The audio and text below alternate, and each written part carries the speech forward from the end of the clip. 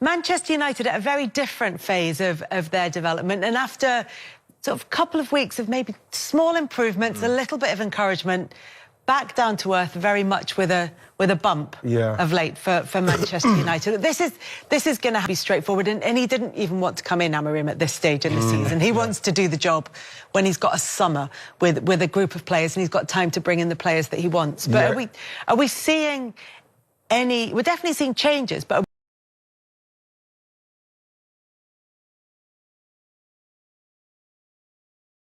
we're seeing improvements. Not really. Not really, but I think that, unfortunately for him, you know, how much time he's actually getting with these players on the training ground to actually instill what he wants to instill in them so they can play in the way that he wants to play seems to be very tough to get that going at the moment, Kels. And we're talking about it being Manchester United, the global attention that they get, the patience that's going to be needed for Amorim, who, like you mentioned there, Tim, he didn't want to come in till the end of the season, but they said, no, come now. I think it's a good opportunity for him to be there now and see exactly what he needs to do. But then, how do you placate the Manchester United fans who want to see better performances and see them moving up the table? How do you placate them at the same time trying to find out players that you're going to try and get rid of that's going to cost a lot of money? This is a free 4-year job what Amorim's got. Definitely. I think it's vitally important that right now, especially when you look at Ineos, Kels, and the way they're moving, redundancies here, Christmas bonuses taken away here, doesn't sound like there's money around the place. So that's another worry for Man United fans. We don't know what they're paying Dan Ashworth in his... you know, again, you have to start looking at Ineos and the fact that everybody thinking, oh, the Glaziers... I'm not saying the Glaziers are any better. Absolutely not. But he's come in and it seems a little bit chaotic. You've actually got sacked or got rid of the guy that's coming in to help you steer the ship after 5 months. And then you're looking on the football pitch with a manager that, for me, looks like he's more than capable of doing it. Now he's in a situation where I've got to try and get this steady before the end of the season. Because then, where's the money going to come from in the summer then, Kels? I really do worry for Amorim, but I do plead with United fans to have patience with Amorim. Yeah, nothing's going to happen just yet. And I suppose the result against Manchester City, which is only a couple of weeks ago, that's what we heard Manchester United fans saying. Look, in the short term, we don't expect to be challenging necessarily for trophies straight away, but we at least want to be competitive in the big games. And their record over the past few seasons have been absolutely shocking in games that would have hurt Manchester United fans to lose. So to get that win, albeit with the City caveat in place, but even with that, it will have felt like a big win to do it the way they did against Manchester City. I agree with you. The only thing is, I thought that would bring them a bit of momentum, and it hasn't at all. So we knew there would be highs and lows, and that people need to be patient. There's been more lows than highs, and that's why I'm a little bit disappointed by Amorim. The fact that the squad review that he started, which is okay for the first 2-3 weeks, maybe 4 or 5 games. Now it's almost 10 games, and he's still changing and tweaking. And let's try him here, but you can't keep trying people in different. Yeah, but George, this is what I'm saying. It's almost as if he's doing his training games as the actual games. I know, but by now, surely he should know, don't you think? He should know what the best 11 is or looks like or what they should do instead of changing all the time. Well, you don't never know until they're on the stage, you know. So you need to put them in a competition. But I agree with you. I think there's too many changes, certainly to the back players, and your goalkeeper and the back players need to be the same. I can't believe he threw away the game again in the quarter-final of the Carabao Cup, because that's an opportunity to appease your fans, win a trophy, possibly, you know, to put that team out and that goalkeeper out in that game and to throw that game away. And they start coming back into that game when they put their main players on. Ahmad is the only one I would suggest who's done all right. The rest of them have been bang average, really bang average. They have to look at themselves. Obviously, he's looking at the individual players. That's why he's making so many changes. But Jason Wilcox will be doing exactly the same there as well. And Omar, they'll be looking. They'll be saying, look, yeah, perhaps they're not good enough. He's trying to give them a playing identity. He knows exactly how he wants to play, and it should make the recruitment a little bit easier. But try and get rid of the players they've already got on the money what they're on and the inflated prices what they paid for these players. It's impossible to get rid of them without losing an awful lot of money. It'll take a while. So Ineos, they're going to have a serious problem with that, and then it tracks down to the manager. The manager will have a problem. I think he's getting away with it at the moment. I think he's been worse than we would expect, but I think he gets away with it because he's got a personality. He's got a personality with the media. He talks very well. He's winning the press conferences and losing the games. And sometimes it's more important to win the press conference, and he's doing that. He needs to start winning football matches because they will lose patience. They're Man United fans, the biggest club in the world. They will lose patience with this man very quickly.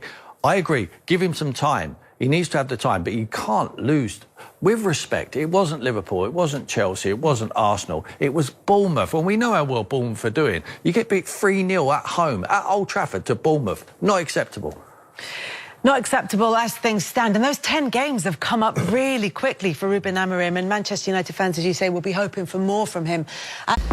Well, all of which means that, as we saw in the table earlier, Manchester City dropped down into 7th place. Are we ruling them out now of the title? For sure. Yeah. You've been ruling them out for a little while, I think. Yeah, I just don't think. I think when they've lost that amount of games and they've got a manager who's not used to this environment, he's inexperienced regarding losing football matches, which is a great place to be, but unfortunately he's not used to it. And the players go in every day and they look to the manager for a little bit of support. I think he's great when he's driving them on. They're winning every week, and he demands to keep winning. When he needs to pick them up after, they're shocked themselves. I've been in the squad for a long time. They won 4 on the spin. It's hard to be critical of this manager, but I don't think he's coping very well with the environment at the moment. Yeah, it's not going well for Manchester City, and beaten well by Aston Villa at the weekend. Yeah, but I think in the games that we've seen Man City losing, the opposing team, obviously City have lost that invincibility and that fright that you have when you see them. They've lost that. And I think that in all of the games that we've seen them lose, they probably deserve to lose them, the way they've been playing. And do you know what was interesting, I think, about the Villa game was it wasn't a shock. It wasn't, up until now, average, up until now, it's felt like even on that long run, without getting many victories out, just getting the one win, it still felt like a surprise every time. Up until now, really, I think people at the back of their minds have thought, it'll get better next week. It'll get better next week. Whereas I think the Villa game was like, it seems about right. Yeah, I think they've just become an average team, really, which is sad to say for a team that has been so successful with great players who paid a lot of money, but Guardiola, Haaland, Foden are just becoming average players. And even the one game they won against Forest had 2 massive chances when they were 1-0 down. The game could have turned in very different ways. So I think they're lost. I think he's lost, Pep. I think he's lost all his own habits and bearings and what he knows where and what. Je ne sais quoi. Je ne sais quoi. He's lost his je ne sais quoi. If I was French, I would probably. I just think it's incredible to see them falling like that. Jules, do you think throughout his career he's never been on a run like this, a loss like this? No. I don't think he's ever been in a dressing room, excuse me, where the players, as successful as they are going through this as well. Yeah. Who does he go to? What did he do? Sean Dyche. Sean Dyche to get him out of it. He's experienced. It's not the worst suggestion in the world, because, and I know you're joking, but because their results are relegation form for Manchester City over the last few games. If you look at the goals conceded, I think only Ipswich and Southampton are worse, and expected to go the same. He did a podcast in Spain the other day with a chef, and he said, I've got nobody. There's nobody I can talk to. He said, I wake up at night. Exactly. And for him, he's already a bit OCD, he's got that intensity within him about everything. I think it must be the worst ever for him. Imagine what it's like for him. Where I agree with Tim as well is that players are looking for something from him. Yeah. And all they can see is him being in denial, because again on Saturday he says, I'm really proud of the performance of my players. No, you can't be, because you go well beaten again. I wonder how much, we talk a lot about how, when managers give interviews, it's not for the media, it's not for the fans, it's for the players, it's a message for the players. But even for them, if you're in the dressing room and your manager is publicly saying, I thought we did well, does there come a point where even that starts, stops feeling like he's defending us and starts to feel... but you as a player, you know when you're doing well, and they could see that Man City's run, no Manchester City player will be in that dressing room saying, oh, yeah, the boss is OK, so we're OK. They cannot be OK with what's going on. I think the manager, and a good manager, will always try and protect the players. Yeah. But at the same time, we're seeing a run of form no one saw coming. No. We were expecting, like you said, Jules, maybe a 3-4 game, then we know that City do their run. But they're going on a run that we've never seen before in respect to Man City. They're actually, what they used to do is go on a 11, 12, 30, 50, whatever game run. Now they're going on that kind of loss. Yeah. So, this is the time where everybody will be queuing up to play them. And then what else will happen with Pep now is that people start talking about the recruitment and what's gone on, and the lack of recruitment, the lack of maybe academy players getting a chance. That's maybe something as well, Kels, that he could think about, because, you know, you bring in because they've got some. We've seen the academy players that have left and done great stuff, so put them in. Because then what that does is that the fans will start getting behind you because they've got young players in the team from the academy that will give them that boost what they so desperately need Manchester City. You'd imagine Guardiola, if he does have concerns about that, will be thinking, how can I put young developing players into a team that isn't but it's performing well? And that might be the worry for him. Yeah, but it can't get any worse. Man City, I don't think Man City will win the league this year. No. I think it's a great opportunity to people like O'Reilly and McAtee and Wright, those kind of players, maybe for them to feel what it's like at this moment, because it's a little bit of pressure. People will be looking at them, but they're at Man City, so you're going to have that anyway. And then see if they can help give this team some much-needed energy and boosting. I think the start would be trying to put Kevin De Bruyne, who's one of your best players for a decade, on the pitch. That would be a start. Is he playing at quite the levels that he has done, though? It's difficult when you're not playing every week. You know, you need to play every week. I mean, Kevin and... But it's a bit of a vicious circle, isn't it? Because when he's coming in, because he's not up to match fitness, he's not playing as well as we've seen him play in the past, so then he maybe doesn't get selected for the next game. What I look at, Kel, is who he's putting in front of him. I mean, you can't put Nunes and De Bruyne in the same bracket. And when De Bruyne's on the pitch, you ask Erling Haaland who he wants on the pitch, and Erling Haaland's your goals. Yeah, but Tim, the problem they've got is that the legs in the midfield. And this is what, you know, someone like De Bruyne, he'll give you the creativity, but you haven't got the legs to get him the ball for him to then get someone like Haaland. It's all breaking down. But like he believes he needs young legs in and around that midfield. I saw Nunes in there. Obviously, Kovacic has been there.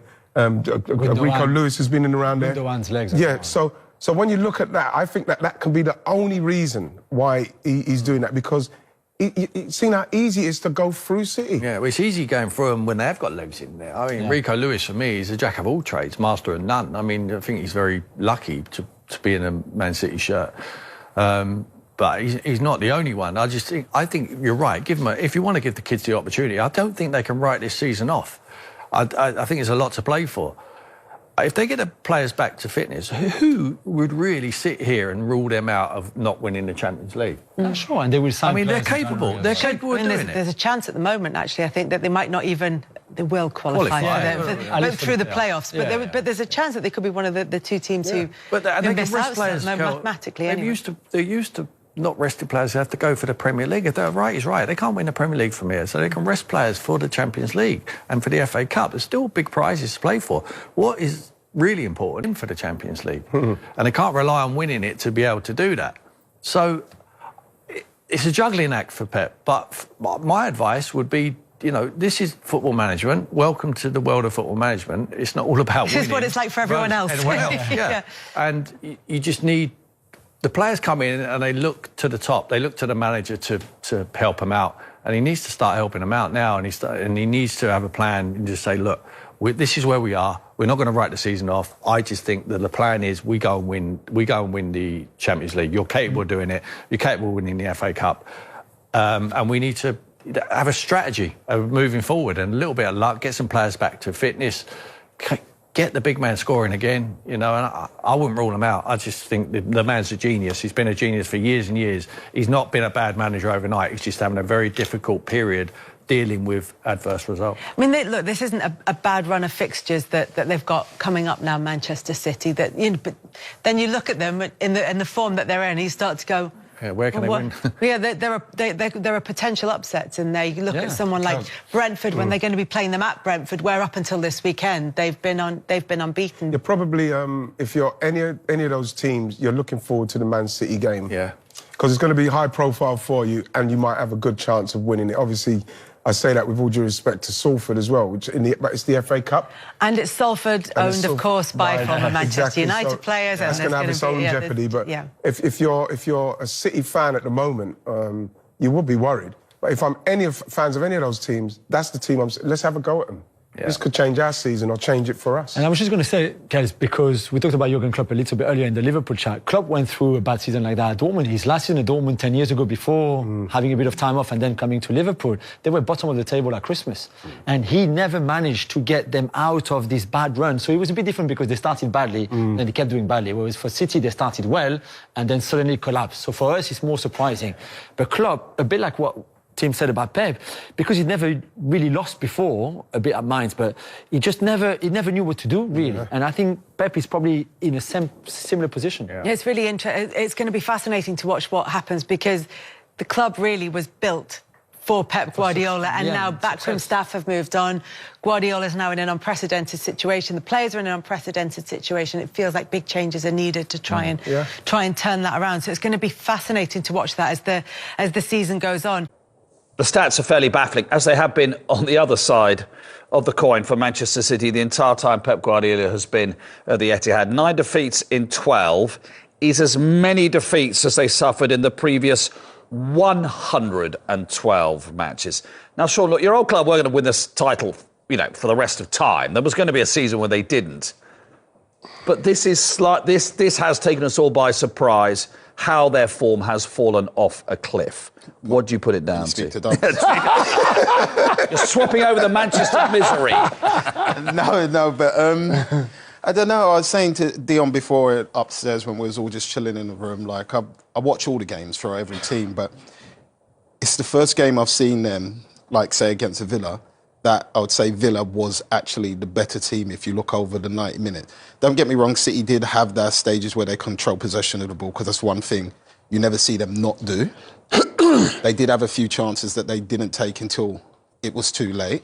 But the way Villa played and overrun that midfield with the power of Onana, the vision and the cleverness of Tielemans and the brilliance from Rodgers, I think it was just too much for that midfield. And once you get past that midfield, and then it's the back four.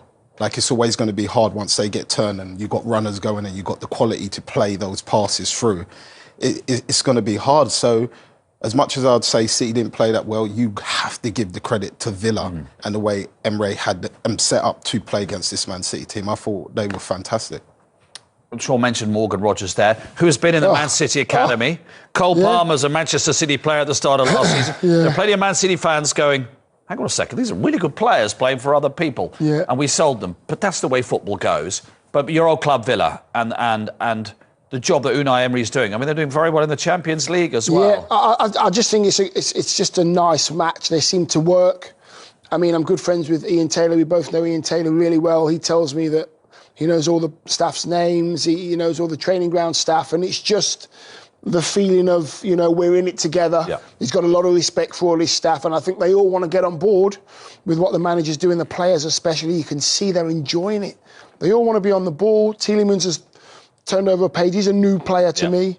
I mean, Rodgers, we've spoke about him, but... No, speak more about Rodgers, because he is their best player. I think we can say he's their best player. Yeah. Well, he's their best creative player, in my opinion. I mean, Tielemans here, to get time to turn and play that ball, and for Rodgers to have the knowledge and know when to pass the ball, the weight of the pass, it's simple for him. You made the similarity. I know you don't mean his Yaya Toure yet, but the way he carries the ball. Well, like that, you mean? There were those little runs. Yeah, he's the only person I've seen with that build carry the ball like that. And you see him, like, against Walks in the corner where he kind of just brushes him off. But Walker. He always knows where the ball is. He's big, Rodgers, isn't he? He's massive, and he's so strong. He doesn't, if you knock him, he doesn't try to get a foul.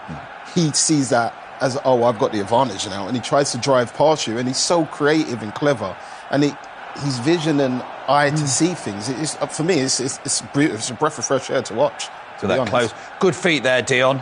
Good, quick, just great feet. What he does, he can get himself out of trouble with nice little intricate football as well, and if he's not going to go by somebody with the ball at his feet, he'll just bounce it off. He's so intelligent. I mean, look at the weight of that pass. Right, the way he took it on the back foot at the start of the move as well, the weight of that pass, because he's checked his shoulders. And this one here, this is something that Yaya done when he kept the game by the scruff of the neck.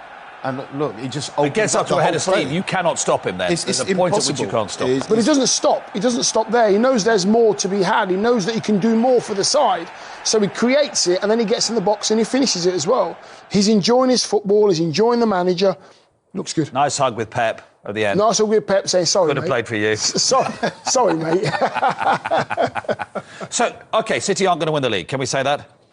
It's not over until it's over. Oh. Yeah, like I was listening to Murphy say something on TV before, and he said, look, if Liverpool get a few injuries, Mo Salah or Virgil, Liverpool's form and things could change for them. Yeah. Then it opens up, and we've seen City go on runs of winning 13 games in a row. Yeah. That changes everything. But where it stands right now, you would say, yeah, they're not thinking about the title. They're out of it. That's a sort of 5 and 5. Look at those fixtures, Dion. That's 5 and 5. What I mean by that, the next 5, you go, if City were in anything like form, you go, OK, they'll reel off a few wins there.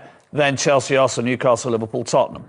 Yeah, but you would say, if you're putting those fixtures on paper, you would say City win, City win, City. Yeah. That's just what you would do. But not this season. And then, no, not this season. Yeah. But then you say, well, Chelsea, even now, I'd put City favourite in those first 5 games. Yeah. Because of what City are capable of doing. Yeah. That's what I would say. And then you've got your Chelseas, your Tottenhams, which become a little bit more difficult. But those first 5, I say, they've got a chance of maximum points. Yeah. Because they can turn it around.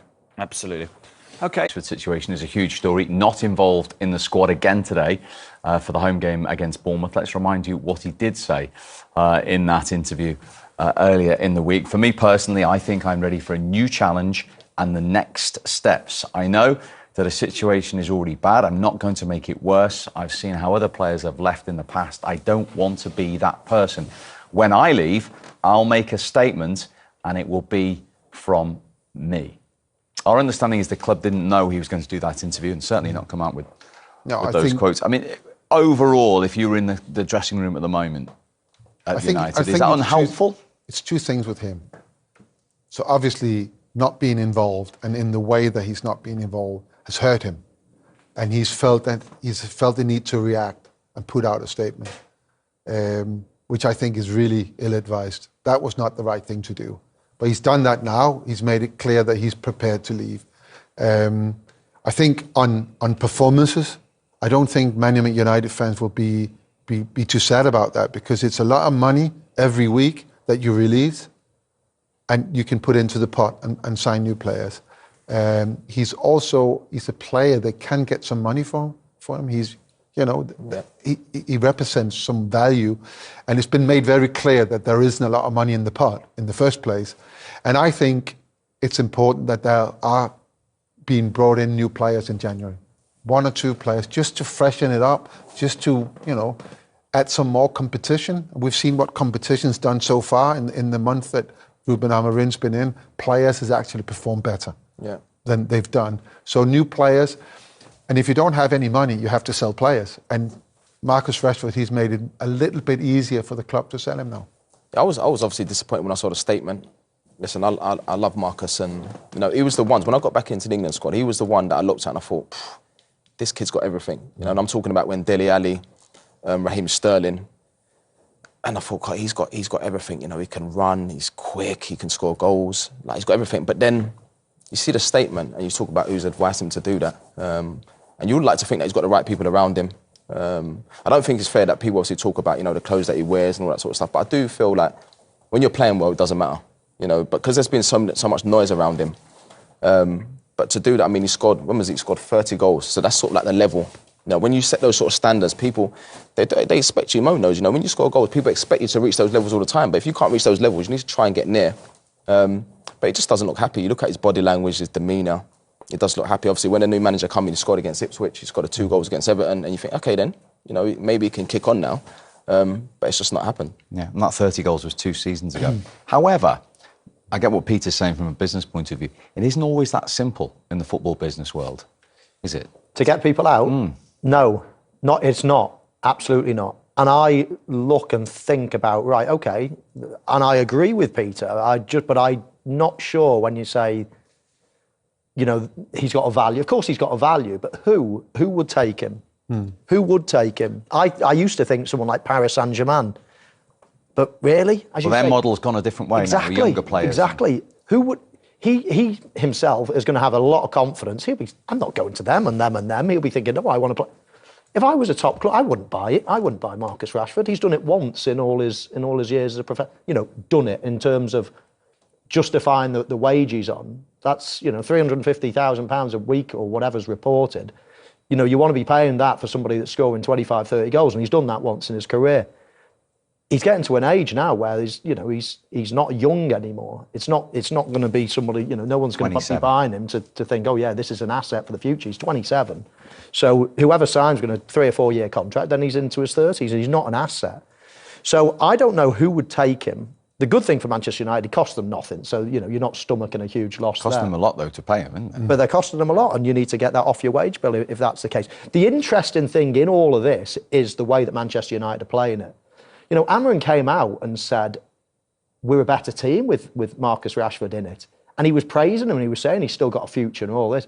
But his actions say something else. And I just wonder whether, if he goes the other way and says, no, he's not part of my plans, then he almost pins himself, doesn't he? It's almost like, where can we go here? Yeah.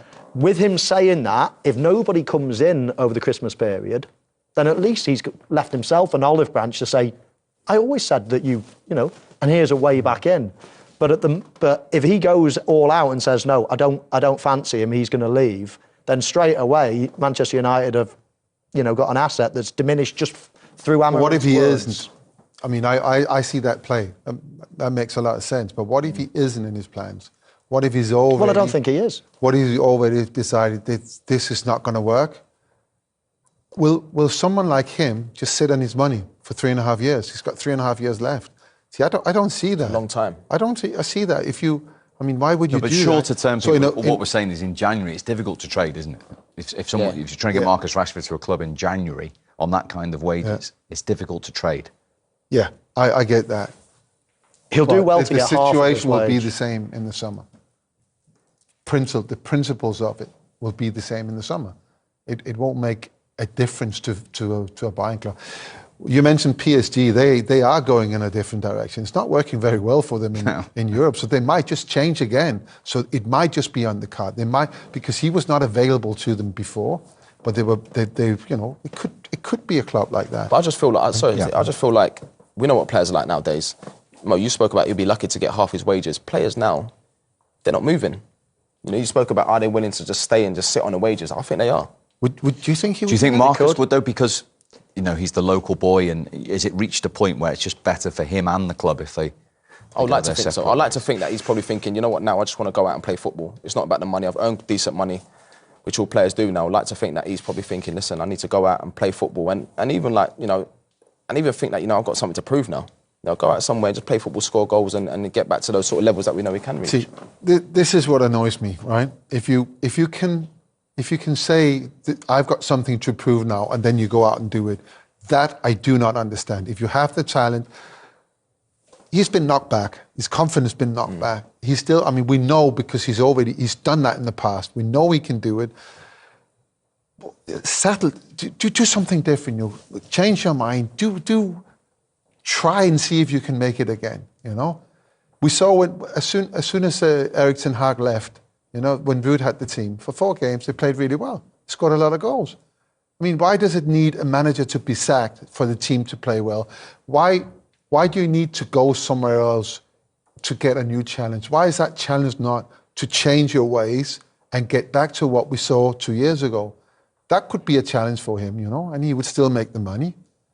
If he's got the manager's word now. Talking of the manager, Michael, we talked about the Ronaldo challenge Ten Hag had very early on. This is a huge situation for Ruben Amorim to deal with, whilst he's still finding out the club, the players, the system, and trying to get results. Yeah, I think he's made his mind up, and I think he's made his mind up quite quickly, and I don't disagree with his decision if that's what it is.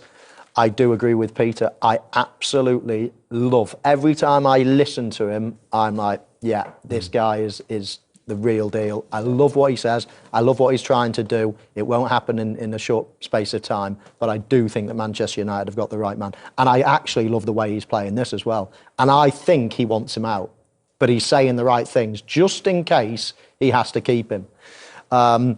But just quickly going back to what the guys say, yeah, it's all in an ideal world. We all know what is the right thing. It's the right thing for Mark, it's the right thing for Manchester United, it's the right thing for everybody probably now for him to go. But the money he is on is astronomical. And forget half, he'll do well to get a third of that somewhere else. And when that offer comes in and it's a third of the money he's on, and he's like, I'm 27, do you know what? I think he might do what Jermaine says. There is a massive, massive argument in the Rashford household to think, well, I'm not moving if I'm only getting a third of the money, and he's guaranteed that for a long period of time. It's a massive call. It'll be fascinating to see how it plays out. Sounds like you're giving us some insight, having been in that situation. Never. I wish. I wish. Well, there was reports when you were playing, and I knew that you were the highest paid player in the Premier League, but I couldn't possibly comment.